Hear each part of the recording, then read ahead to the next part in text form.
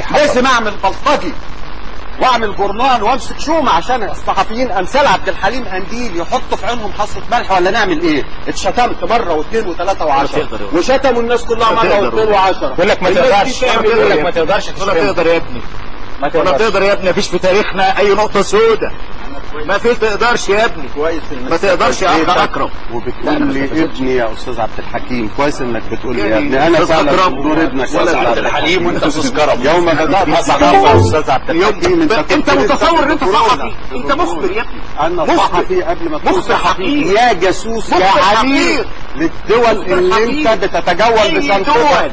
لماذا طردوك من الرايه القطريه؟ اي حاجه عليك كان عملها يا طردوك من الرايه القطريه. انا اقول لك يا حقيقه كان وزير الاعلام صفوت الشريف هو الذي اطلق ايقاف انا طبيب بشري يا حمار، انا طبيب بشري يا حمار، طالع الاول في الثانويه العامه. طيب يا جاهل نرجع للموضوع لو سمحت.